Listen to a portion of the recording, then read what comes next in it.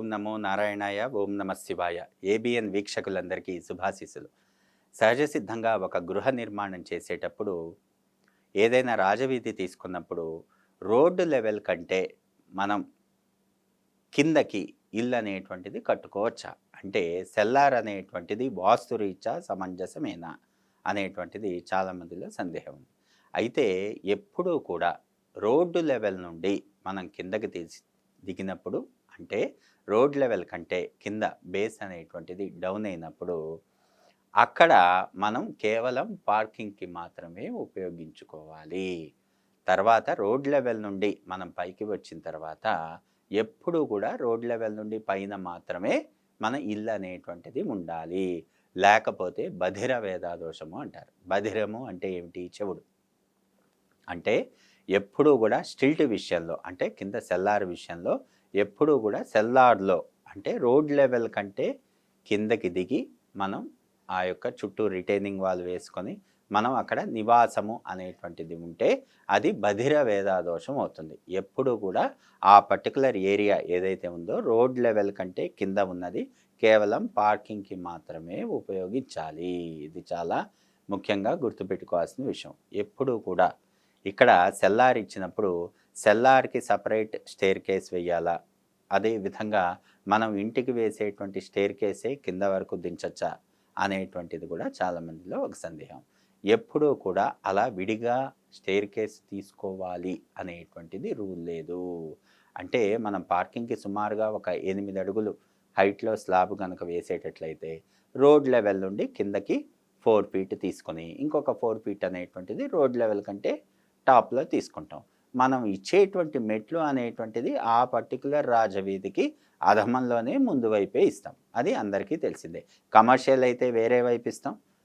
Residential అయితే ముందు వైపు ఇస్తాం. ఇందులో ఏమాత్రం చేంజ్ అనేటువంటిది లేదు. ఇలా రెసిడెన్షియల్‌గా మనం మెట్లు ఇచ్చినప్పుడు ఆ యొక్క రాజవీధికి తగ్గట్టుగా మనం రైజర్ హైట్ అనేటువంటిది సుమారుగా ఒక 6 అంగుళాలు తీసుకుంటే ఈ యొక్క సెల్లార్‌కి మెట్లు అనేటువంటిది మిగతా ఫ్లోర్ల కంటే తక్కువ మెట్లు అవసరం అవుతాయి. అది అందరికీ టెక్నికల్‌గా తెలిసిన విషయమే.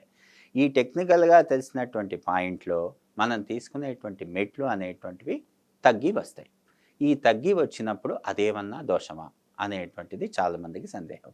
ఇలా మనం చేసుకునేటువంటి స్లాబ్ హైట్‌ని బట్టి మాత్రమే ఆ యొక్క మెట్లు అనేటువంటిది సంఖ్య అనేటువంటిది ఆధారపడి ఉంటుంది. అది ముఖ్యంగా మనం టెక్నికల్‌గా ఒక విధి విధానంతో అర్థం చేసుకోవాల్సినటువంటి విషయం. అదొక కామన్ సెన్స్. కాబట్టి స్టెప్స్ అనేటువంటిది రాజవీధికి తగ్గట్టుగా అధమ స్థానంలో మీకు నెంబర్ ఆఫ్ స్టెప్స్ అనేటువంటివి తగ్గినా కూడా సేమ్ పొజిషన్‌లో పైకి కూడా తీసుకోవాలి. అందులో ఎలాంటి మార్పు లేదు.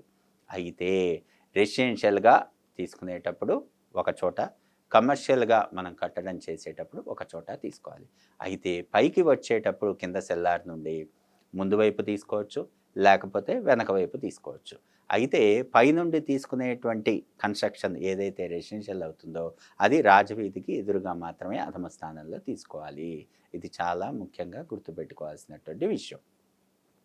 ఇక్కడ స్టెప్స్ అనేటువంటివి తీసుకున్నప్పుడు అధమ స్థానంలో అది సవ్యంలోనే తీసుకోవాలి. కాంపౌండ్ హద్దుకి ఆని ఉండకూడదు. చాలా జాగ్రత్తగా గుర్తుపెట్టుకోవాలి. అదేవిధంగా ఈ రెసిడెన్షియల్ కన్‌స్ట్రక్షన్‌లో మనం పెట్టేటువంటి ద్వారబంధాలు ఉచ్చలోనే పెట్టేటువంటి విండోస్ కూడా సేమ్ లింటల్ బీమ్‌లో పెట్టుకోవాలి. ఒకే హైట్‌లో పెట్టుకోవాలి. ఒకటి కిందకి, ఒకటి పైకి ఉండకూడదు. అది దానివల్ల అనేక రకాలైనటువంటి వేదనలు కలుగుతాయి. వేదన అంటే ఏంటంటే కొంచెం చికాకులు అనేటువంటిది కలగటానికి ఆస్కారం ఉంటుంది. అందుకే వేదాదోషాలు అన్నారు. వేదాదోషాలు అంటే ఏంటి? బధిర వేదాదోషం. బధిర వేదాదోషం అంటే ఏంటి? ఇలా రోడ్డు లెవెల్ కంటే కిందకి ఎప్పుడైనా గృహం నిర్మించాల్సి వస్తే అలా బధిర వేదాదోషము అనేటువంటిది కలుగుతుంది. బధిర వేదాదోషం లేకుండా మనం ఇంటి నిర్మాణం చేయాలి. అందుకే బధిర వేదాదోషాన్ని పోగొట్టడానికి కింద మీరు లెవెల్ అనేటువంటిది డౌన్ అయినా కూడా అది కేవలం పార్కింగ్‌కి మాత్రమే ఉపయోగించాలి. పార్కింగ్‌కి ఎలాంటి ఇబ్బంది ఉండదు. అదేవిధంగా పైన అనేటువంటిది మనం వెళ్ళిన తర్వాత రోడ్ లెవెల్ కంటే ఎక్కువే ఉంటుంది కాబట్టి ఎలాంటి ఇబ్బంది ఉండదు. అదేవిధంగా ర్యాంప్ అనేటువంటిది మనం చూస్తూనే ఉన్నాం. ర్యాంప్ అనేటువంటిది క్షేత్రపథం నుండి కిందకి ర్యాంప్ అనేటువంటిది ఇల్లు ఎత్తు పెరిగినప్పుడు తీసుకుంటున్నారు. పొరపాటున కూడా అలా తీసుకోకూడదు. ఎప్పుడూ కూడా ర్యాంప్ అనేటువంటిది 1:200 రేషియోలో, అంటే 1 మీటర్‌కి 5 తగ్గుతూ ఆ ర్యాంప్ అనేటువంటిది మనం కాంపౌండ్ దగ్గర నుండి కట్టుకుంటూ రావాలి. అందుకే ఇల్లు ఇష్టం వచ్చినట్టు హైట్ పెంచడానికి కూడా లేదు. మేము ఇల్లు బాగా హైట్‌లో కట్టుకున్నామండి, ఇల్లు ఒక 5 అడుగులు, 6 అడుగులు హైట్ పెంచేసేసాము అని చెప్తూ ఉంటారు. పొరపాటున కూడా 5 అడుగులు, 6 అడుగులు ఇల్లు హైట్ అనేటువంటిది పెంచకూడదు. మీరు కాంపౌండ్ కట్టినప్పుడు 5 అడుగుల హైట్‌కి అక్కడ నుండి మీరు ర్యాంప్ తీసుకోవాల్సిందంటే, ర్యాంప్ అనేటువంటిది మొత్తం రోడ్డుని మొత్తం ఆక్రమిస్తుంది. పొరపాటున కూడా టెక్నికల్‌గా అలా సమంజసం కాదు. ఇక్కడ టెక్నికల్ అంటున్నాను, సైంటిఫిక్ అంటున్నాను. అన్నీ కూడా కామన్ సెన్స్‌గా ఆలోచించి కంటికి ఇంపుగా చేసుకొని ఒక క్రమపద్ధతిలో కట్టుకోవటమే వాస్తవం.